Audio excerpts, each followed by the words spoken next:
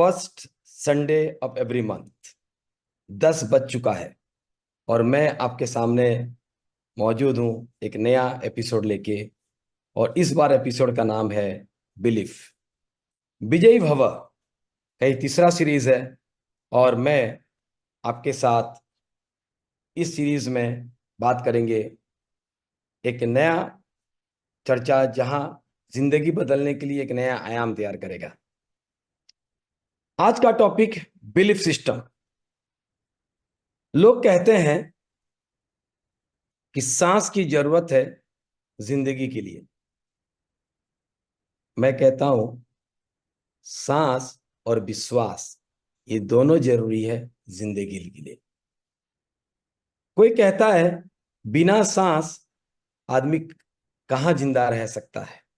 मैं कहता हूं बिना विश्वास के जिंदगी खाक मौजूद होता है। विश्वास एक इतना बड़ा कड़ी है जो जिंदगी को एक नया दिशा देता है और बिना विश्वास का सांस सिर्फ इंसान को खड़ा रखता है, आगे बढ़ने नहीं देता है। हमें यह समझना होगा कि हम अपना विश्वास कैसे पा सकते हैं और कैसे आगे बढ़ सकते हैं। ब्रूस लिप्टन कहते हैं, फेमस साइकोलॉजिस्ट हैं, वो कहते हैं कि एक बच्चे का जो बिलीफ सिस्टम है वो 8 साल तक बन जाता है। वो 8 साल तक अपने बारे में अपना राय बना लेता है। फिर ऐसा क्यों होता है कि एक बच्चा जो बचपन में काफी स्मार्ट है वो आगे जाके अच्छा नहीं कर पाता है? ऐसे क्या चीज है? उसके लिए एक बिलीफ सिस्टम थ्योरी है। बिलीफ सिस्टम थ्योरी ये कहता है कि हर आदमी का जो बिलीफ सिस्टम है वो 4 चीज से गवर्न होता है। सबसे पहला जीन, जेनेटिक, जो माँ बाप से आता है। आपके माँ बाप क्या सोचते हैं, आपके दादा दादी क्या सोचते हैं, इसीलिए कहते हैं इतिहास बहुत इंपॉर्टेंट है। इतिहास उस आपको लेके आ रहा है कि भारत का सोच क्या है, इसराइल का सोच क्या है, जापान का सोच क्या है। तो वहां पे आप जिस पीढ़ी को कैरी करके आ रहे हैं उस पीढ़ी का सोच क्या है, उससे आपका बिलीफ सिस्टम बनता है, पहला। दूसरा, आपकी सोसाइटी क्या सोचता है, आपके आसपास पड़ोसी कैसे रहते हैं, आप जिस एरिया से बिलोंग करते हो वहां का सोच कैसा है। आज अगर हम एक सोसाइटी के बारे में जानते हैं, वो है इसराइल का सोसाइटी। सिर्फ 1 करोड़ का जनता है वहां पे, लेकिन कभी नहीं हार मानने की उनके अंदर कला है। जापान में विश्व युद्ध के बाद पूरा खत्म हो जाना चाहिए था, लेकिन उनका बिलीफ सिस्टम ने कहा कि नहीं, हम नहीं झुकेंगे और फिर जापान को खड़ा कर बैठेंगे, और उन्होंने कर दिया। तो वो सोसाइटी। तीसरा है आपका पीयर, आपके दोस्त कैसे सोचते हैं, आप जिनके साथ रहते हैं उनका सोच कैसा है। वो मानते हैं कि हम कुछ भी कर सकते हैं, या वो मानते हैं कि हमारे पास तो कुछ नहीं है। वो सोच आपको आपका बिलीफ सिस्टम बनाने में एक बड़ा कंट्रीब्यूशन देता है। एंड चौथा जो सबसे इंपॉर्टेंट है वो है एक्सपीरियंस। आप एक्सपीरियंस क्या कर रहे हैं? मान लीजिए आप क्लासरूम के अंदर बैठे हैं और क्लासरूम में आपने एक डाउट पूछा टीचर को, और टीचर ने आपको डांट दिया कि कैसा ये बकवास सा सवाल पूछा है तुमने। एंड आपका बिलीफ सिस्टम बना कि शायद सवाल पूछना गलत है, बड़ों से सवाल पूछना गलत है। उसका उल्टा भी हो सकता है, आपने किसी को पूछा और उसने आपको बहुत अच्छा से समझाया। ये एक्सपीरियंस बहुत बड़ा फैक्टर, और ये एक्सपीरियंस बहुत बड़ा डिसाइडिंग फैक्टर होता है, एक बड़ा कंट्रीब्यूटर है। मुझे एक स्टोरी याद आता है इससे, जो आप लोगों ने सुना भी होगा, मैं यहां पे रिपीट कर रहा हूं स्टोरी को। एक इंसान एक एलिफेंट के कैंप में गया और वहां देखा कि बहुत सारे एलिफेंट बंधे हुए हैं एक छोटे से चेन में।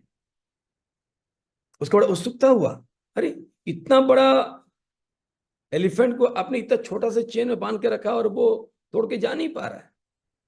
तो वहां का जो हेड था उसने बताया कि जब ये एलिफेंट छोटा था तो हम उसको छोटा चेन में बांधते थे, इसी चेन में, और वो कोशिश करता, वो तोड़ नहीं पाता, फिर कोशिश करता, फिर तोड़ नहीं पाता। और धीरे धीरे उस एलिफेंट को ये विश्वास हो गया कि इस चेन को मैं तोड़ नहीं पाऊंगा। एलिफेंट उसके बाद काफी बड़ा हो गया, उसके अंदर कई ज्यादा गुना ताकत आ गया, लेकिन उसका जो विश्वास सिस्टम था कि ये चेन मेरे से नहीं टूटेगा, उस विश्वास को वो कैरी किया। मसल्स में ताकत तो आ गए, लेकिन दिमाग के जो मसल्स थे वो अभी भी वही छोटा 5 साल का बच्चे की तरह सोचता था, कि 8 साल के बच्चे की तरह सोचता था कि मैं तो तोड़ ही नहीं पाऊंगा, और वो जिंदगी भर उसी चेन में बना हुआ रह गया। अब सोचिए ऐसे हमारे बीच कैसा होता होगा, कितने टैलेंट हमारे बीच होंगे, हमारे बच्चों के पास होंगे, जो ऐसे ही कुछ पास्ट एक्सपीरियंस के वजह से बंद के रह गया है। और इसके लिए इससे अच्छा एग्जाम्पल मुझे नहीं मिल सकता हनुमान जी के अलावा। आप सबको मालूम होगा रामायण में कि जब हनुमान जी लंका के लिए समंदर को छलांग लगाना था, तो इतना बड़ा समंदर देख के वो डर गए, बोले इतना समुद्र में कैसे कूद के जाऊंगा। लेकिन तभी जामवंत ने उनको बताया कि हनुमान, ये बहुत छोटा समुद्र है तुम्हारे लिए, तुम तो सूरज को निकल गए थे,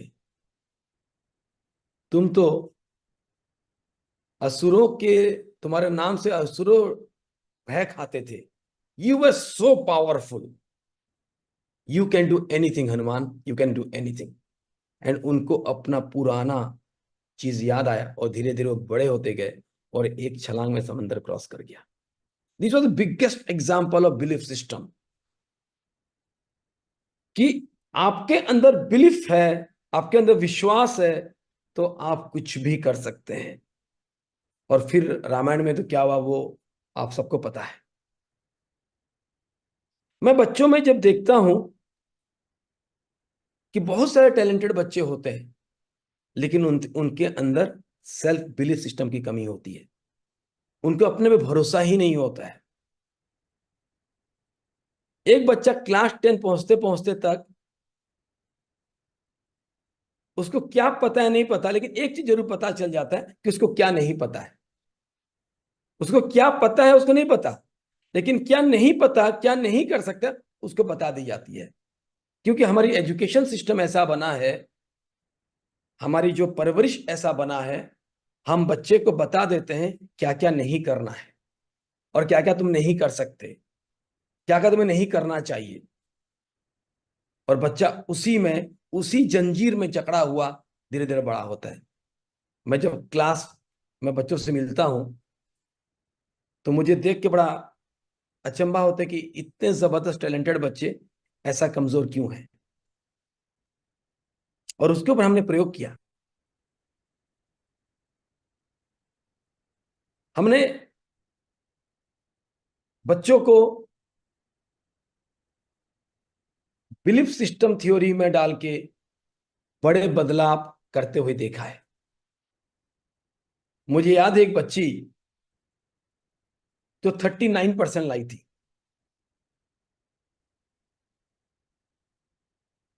उसको पहला दिन जब मेरे से मुलाकात हुआ, मैंने उसको पूछा कि बेटा आप स्कूल टॉपर क्यों नहीं बन सकते। वो उसका जवाब नहीं दे पाई, लेकिन जब स्कूल टॉपर बन गई तो उसने मुझे बताया कि सर ऐसा कोई कारण नहीं था कि मैं स्कूल टॉपर नहीं बन सकती थी, मैं भूल गई थी कि मैं भी कभी क्लास में टॉपर हुआ करती थी। हमने एक प्रयोग किया। हमने कहा जितने बच्चे क्लास 10 में आ रहे हैं, 9 में, उनका नर्सरी से उनका मार्कशीट उठा के लाओ। एंड जो फैक्ट्स मिले वो चौंकाने वाले फैक्ट्स मिले। एक बच्चा जो आज मैथ से डरा हुआ है, उसको मैथ से डर लग रहा है, वो क्लास 1 में मैथ में 100 से 100 पाया था। जो बच्चे को आज इंग्लिश से डर लगता है, वो बच्चा इंग्लिश में 100 से 100 पाया था। जो बच्चा को स्टेज में जाके माइक पकड़ने में डर लग रहा है, वो बच्चा बचपन में तो स्टेज में खाली हमेशा कूदा, कैसे स्टेज में जा वो तरसता था। ये सब आ गया, कहीं ना कहीं था, जो समय के साथ धूल के परत चढ़ गए और वो भूलते चला गया, और उसने अपने आप को आम इंसान मान लिया। मैं कहता हूं भगवान ने हर बच्चे को खास बनाया है, और उस खास बनाने के लिए भगवान ने एक सॉफ्टवेयर डाल दिया है, और उस सॉफ्टवेयर का नाम है बिलीफ। हार्डवेयर तो हमारा काम कर रहा है, हम लंबे हैं, छोटे हैं, मोटे हैं, पतले हैं, ये चलता है, लेकिन सॉफ्टवेयर जो है वो है बिलीफ सिस्टम का है। अगर बिलीफ सिस्टम का सॉफ्टवेयर हमारा सही काम कर रहा है, तो चीजें एक अलग दिशा जाएगा। मैं एक बच्चे से मिला जो 57% मार्क रखा था 10th में, एंड 12th में 95% मार्क रखा। एक बच्चा जो 77% मार्क रखा था, 97% मार्क रखा 12th में। और एक बच्चा जो 35% रखा था, 71% मार्क रखा। मार्क ही एक परिभाषा नहीं है। मैं बताना चाह रहा हूं कि हर एक बच्चे के अंदर ऐसे बहुत सारे फोल्ड्स हैं जिसको अनफोल्ड किया जा सकता है। मैं एक सवाल आपसे पूछता हूं, एक बच्चा जो 90% मार्क पाया है और उसका बिलीफ सिस्टम कमजोर है, और दूसरा बच्चा जो 45% मार्क पाया, 45% मार्क, और उसका बिलीफ सिस्टम जबरदस्त है, वो मानता है कि मैं कुछ भी कर सकता हूं, कौन जीतेगा? आप मेरे बात से सहमत होंगे कि जो 45% वाला बच्चा है और अपने में दृढ़ विश्वास रखता है, वो सक्सेस पाएगा, क्योंकि उसको पता है कि वो क्या कर गुजर जाएगा। 90% वाला 90 पाने के बाद भी उसको ये लग रहा है कि शायद मैं कुछ कर पाऊं कि नहीं कर पाऊं। ये बड़ा फर्क पैदा करता है जब आप समाज में उतरते हैं, जब अपने काम करने लगते हैं। मार्क्स हो, रिसोर्सेस हो, ये सब एक बहाना है। बहुत आदमी के पास ये बहाना होता है कि सर मेरे पास तो रिसोर्स नहीं है। बिजनेसमैन के पास ये रहता है कि भाई मेरे पास कैपिटल नहीं है, मेरे पास मैन पावर नहीं है, यहाँ बड़ा मार्केट नहीं है। सिंगर के पास रहता है कि यहाँ बहुत अच्छे मशीन्स नहीं है, हम अच्छे यहाँ पे कला का आदर करने वाला कोई आदमी नहीं है। स्टूडेंट के पास रहता है कि यहाँ पे शायद बहुत अच्छे टीचर्स नहीं है, अच्छे स्कूल्स नहीं है, बहुत सारे बहाना रहते हैं हम लोगों के पास। लेकिन मैं एक चीज कह दूं, self believe is the biggest resource of your life. अगर आपका बिलीफ सिस्टम जबरदस्त है, तो आप दुनिया में कहीं पे भी रह के सक्सेस पा सकते हो। सिर्फ अपने पे भरोसा करके देखो। कोई कहता है कि भाई भरोसा कैसे कर लें, ये भरोसा करने का टेक्निक क्या है, ये भरोसा आएगा कैसे, क्या इसको बनाया जा सकता है क्या, कैन इट बी मैन्युफैक्चर्ड? मैं कहता हूं हाँ, ये मैन्युफैक्चर किया जा सकता है, और खुद के लिए भी इस्तेमाल कर सकते हैं और दूसरों को बांट भी सकते हैं। मैं सचिन तेंदुलकर की स्टोरी पढ़ रहा था।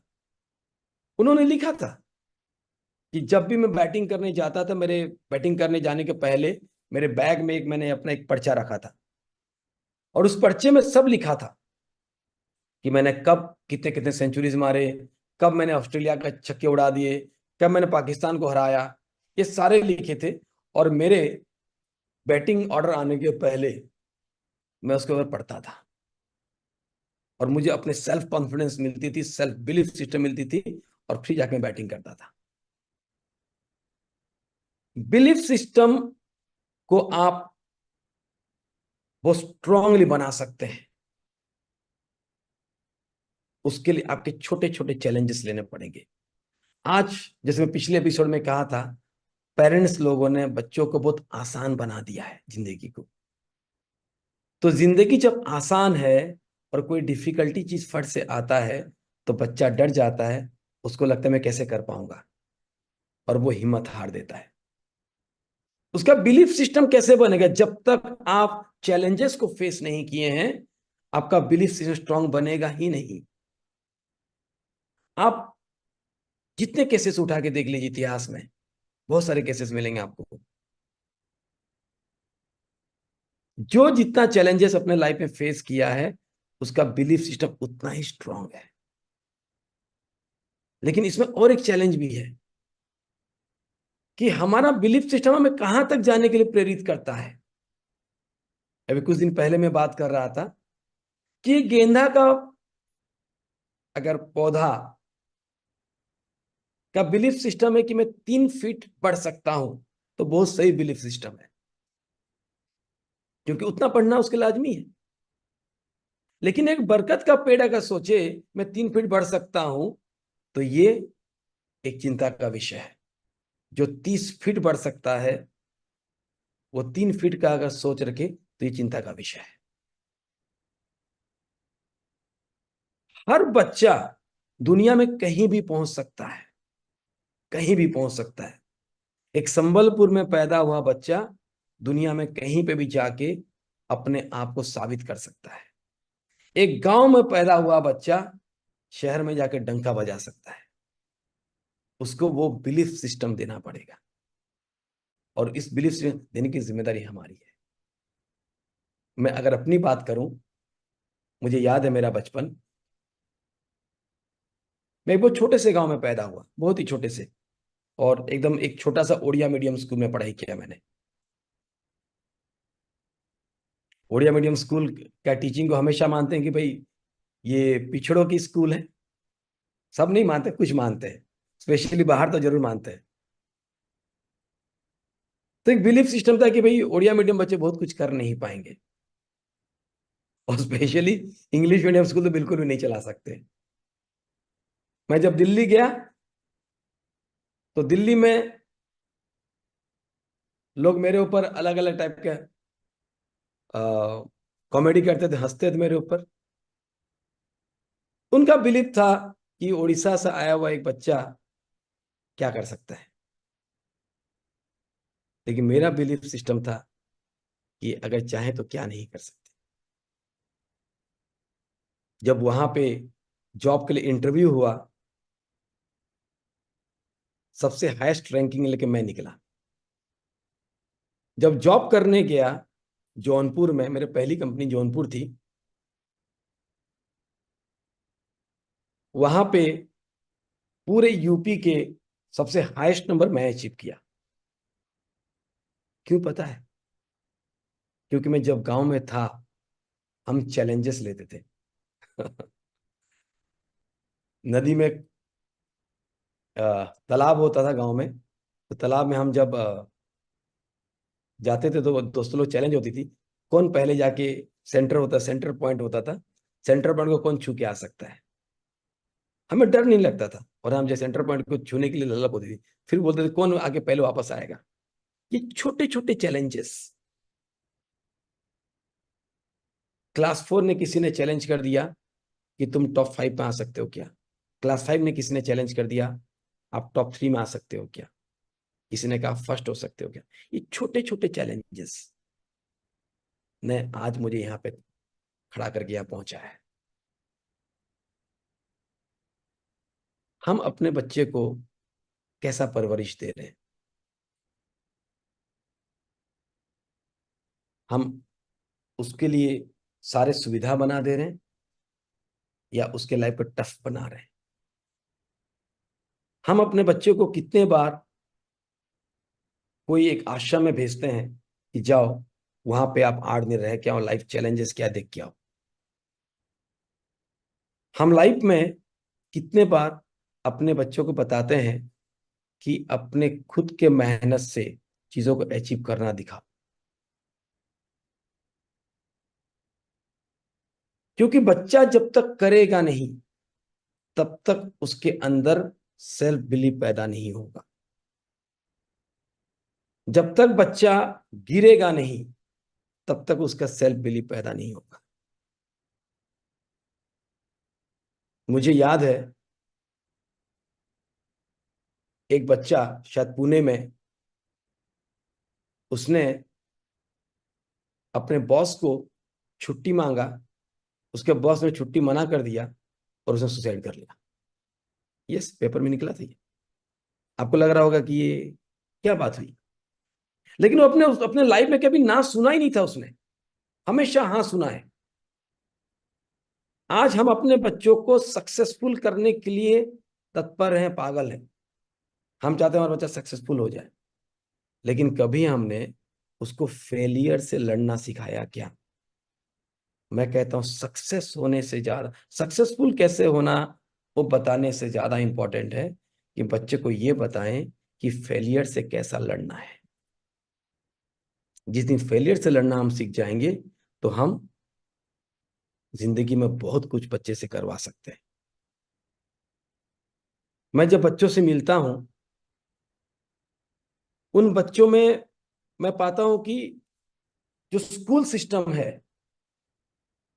वो एक रेस लगा हुआ है मार्क्स पाने का, और जो आगे पा गया वो चला गया और जो पीछे छूट गया वो छूट गया। हम बोलते हैं कि ये कुछ नहीं कर सकता, हम ब्रांडिंग कर देते हैं ये टैलेंटेड बच्चा है और ये गधा बच्चा है। मैं कहता कोई भी एक बच्चा गधा नहीं हो सकता जिसको भगवान ने बनाया। और इसीलिए हम अपने स्कूल में कॉन्सेप्ट चालू किए 40/40 मॉडल, जहां पे हर एक 40 बच्चे, क्लास में 40 बच्चे होते, हर एक बच्चे के अंदर क्या क्या टैलेंट है उसको जानने की इच्छा होनी चाहिए। उसका स्ट्रेंथ क्या है, उसकी वीकनेस क्या है, और उसकी सक्सेस प्लान क्या बन सकता है। एक बच्चा जो क्रिकेट अच्छा खेल सकता है वो शायद अच्छा बैटिंग ना कर, शायद वो अच्छा स्विमिंग नहीं कर सकता। एक बच्चा जो अच्छा स्विमर है शायद वो अच्छा मार्क्स नहीं ला रहा है, हो सकता है। ये मैटर नहीं करता है। प्रॉब्लम कहां आता है, जहां पे हम अपने हिसाब से बच्चों को ढालना चाहते हैं। मुझे एक स्टोरी याद है, एक बार चिड़िया, मछली और खरगोश के बीच कंपटीशन होता है। कौन सा? मार्क्स का। और तीनों को बोलता हूं एग्जाम दो। तीनों एग्जाम देने के बाद मार्क्स आ जाते हैं। तीन, उसमें से कुछ खरगोश 90% मार्क पाए, कुछ मछली 90% मार्क पाए और कुछ चिड़िया 90% मार्क पाए। दूसरे में कुछ चिड़िया, मछली और खरगोश 70% मार्क पाए और कुछ चिड़िया, मछली और खरगोश 50% मार्क पाए। अब हमने क्या किया, हमने कहा जितने भी 90% मार्क पाए हैं बच्चे, ये सब अब उड़ेंगे। मतलब मछली को भी उड़ना है, चिड़िया को भी उड़ना है और खरगोश को भी उड़ना है। 70 वाले तैरेंगे और 50 वाले दौड़ेंगे। ऐसा कैटेगराइजेशन होने के बाद क्या होगा आप सोच सकते हैं। एक बच्चा जो उड़ने के लिए बनना है उसको तैरने के लिए बोला जा रहा है। एक बच्चा जो तैरने के लिए बना है उसको उड़ने के लिए बोला जा रहा है। एक बच्चा जो दौड़ने के लिए बना है उसको बोला जा रहा है आप तैर के दिखाओ। और यहां पे प्रॉब्लम शुरू होता है बच्चे की कॉन्फिडेंस लूजिंग का। हमें पता ही नहीं कि बच्चा क्या चीज के लिए बना है, और उसके जानने के लिए कोई भी कैरियरोमीटर नहीं है। हमने अपने अपने ढांचा से अपने इच्छा अनुसार बच्चे को कैरियर डिसाइड करके थमा देते हैं, और यहीं पे बच्चे की कॉन्फिडेंस गिरना शुरू होता है। अगर सही बच्चे को सही जगह पे सही काम दे दिया जाए उसका कॉन्फिडेंस नहीं गिरेगा। हमने कभी देखा है एक बच्चा जो 3 साल का उम्र का, 5 साल का उम्र का, वो थकता नहीं है। वो उसे कुछ भी काम बोल दो सुबह से रात तक वो करने के लिए तैयार रहता है। क्योंकि उसका सेल्फ कॉन्फिडेंस जबरदस्त होता है, उसका बिलीफ सिस्टम जबरदस्त होता है। लेकिन जब उसी बच्चे को उसका इंटरेस्ट का विषय नहीं होने वाला चीज उसको बार बार थोपा जाता है उसके ऊपर, तो धीरे धीरे वो अपना इंटरेस्ट लूज करके अपना कॉन्फिडेंस लूज कर देता है, और फिर हम उसको बोलते हैं कि ये टैलेंटेड नहीं है। जो बच्चा 90% पा लिया है, वो आगे जाके देखते हैं कि वो कहीं पे क्लरिकल काम कर रहा है और दूसरे बच्चों से आगे निकल गए। तो सबसे इंपॉर्टेंट चीज है कि बच्चे के टैलेंट को सही समय पहचानना। कोई भी बड़ा स्कूल छोटा स्कूल कोई बड़ा फर्क नहीं लाने वाला है। फर्क लाने वाला है बच्चे को बहुत जल्दी पहचानना। पेरेंट्स बच्चा पैदा होते ही उसकी कुंडली बनाते हैं, मेरा बेटा क्या कर सकता है। कभी बच्चा पैदा होते ही उसका इंटरेस्ट कौन सा एरिया, वो उसकी कुंडली बनाइए आप। वो कुंडली सबसे बड़ा कुंडली है। अगर बचपन से उसको क्या क्या चीज का इंटरेस्ट, उसको देखिए, ऑब्जर्व करिए और लिखिए कि उसको ये चीज में इंटरेस्ट है, उसको ये चीज में इंटरेस्ट है, उसको खेलने में इंटरेस्ट है, उसको खाना बनाने में इंटरेस्ट है, उसको योगा करने में इंटरेस्ट है, उसको उड़ने में इंटरेस्ट है, उसको क्या चीज में इंटरेस्ट है। और जैसे उसके इंटरेस्ट के साथ साथ हम अपने कैरियर को बनाएंगे, उसका इंटरेस्ट लेवल भी जबरदस्त रहेगा, उसका कॉन्फिडेंस भी जबरदस्त रहेगा। पेरेंट्स की बहुत बड़ी जिम्मेदारी बनती है कि बच्चे को सही दिशा दें, बच्चे को सही संस्कार दें, और हर एक बच्चे को जो उसका सोच है उसमें सपोर्ट करें, और कहीं गलत दिशा में उसको रोके। हर एक बच्चा भगवान का गिफ्ट है पेरेंट्स के लिए। उस गिफ्ट को सही तरीके से अनपैक करिए, क्योंकि उस गिफ्ट के अंदर इतना सुंदर चीज है आप सोच नहीं सकते। बच्चा मार्क्स कम ले आए ज्यादा ले आए, मार्क्स बढ़ जाएगा, बड़ा इशू नहीं है। वो सारे सेल्फ बिलीफ सिस्टम के ऊपर काम करता है कि कैसे आप अपना बिलीफ सिस्टम को लेके चल रहे हैं। अगर हम बच्चों को ये छोटी छोटी बातों को ध्यान देने लगे तो चीजें बहुत बदल जाएगी। मैं जो सेशंस लेता हूँ, क्यों लेता हूँ? ताकि पेरेंट्स को ये बता पाऊं कि आप दुनिया के सबसे धनी व्यक्ति हैं। जहां भगवान के बनाए हुए 2 बंदे 3 बंदे आपके घर में है, उसको पहचानिए। उन्हीं के अंदर भगवान है, और उनमें सारा चीज करने की ताकत है जो कभी आपने कल्पना भी नहीं की होगी। वो विश्वास हमें अपने ऊपर करना है, अपने बच्चे पे करना है, और हमारे बच्चों को बताना है कि उसको अपने ऊपर करना है। और जब हम विश्वास दिखाएंगे तो विश्वास बढ़ेगा। विश्वास से ही विश्वास बढ़ता है। स्कूल पे विश्वास करना है, उनसे लगातार बात कर, सिर्फ मार्क्स को लेके ना बैठे, सिर्फ उसके इंटरेस्ट एरिया जाने और उसके ऊपर चर्चा करें। बहुत कुछ, मैं कहता हूं इस टॉपिक के ऊपर बात करने के लिए बहुत कुछ है, और मैं चाहूंगा पेरेंट्स अगर इस बारे में और भी चर्चा करना चाहते हैं, आइए बैठते हैं, बैठते हैं, एक दिन पूरा बैठते हैं और इसके ऊपर लंबा चर्चा करते हैं। क्योंकि अगर बिलीफ सिस्टम अगर बच्चे ने पा लिया, अगर स्ट्रांग बिलीफ पा लिया, बाकी कुछ भी इम्पॉसिबल है। आप क्या सोच सकते हैं कि 23 साल तक मैं कभी माइक में नहीं बोला था, और आज मैं आपके सामने लाइव बात कर रहा हूं। कोई प्लेटफॉर्म में अब बात करने से मुझे डर नहीं लगता। लेकिन 23 साल में बिलीफ सिस्टम कहाँ गायब था, और वो कैसे आया? ऐसे हर एक बच्चे के अंदर एक बिलीफ सिस्टम जो बचपन में बना हुआ था वो ढक गया है। कोई ना कोई हनुमान इंतजार कर रहा है हमारा, उसको उससे बाहर निकालने के लिए और दुनिया का सबसे खूबसूरत चीज दिखाने के लिए। तो आइए हम सब मिलते हैं और अपने बच्चों को अपने ट्रू पोटेंशियल दिखाते हैं, क्योंकि यही हमारा धर्म है, यही हमारा कर्म है। और ये धर्म को हमें निभाने के लिए ही इस धरती पे हम लोग आए हैं। और मैं इसी के साथ अपने इस एपिसोड को क्लोज करता हूँ, और अगले बार फिर मिलते हैं। पहले संडे को 10 बजे एक नए एपिसोड के साथ। धन्यवाद, नमस्कार।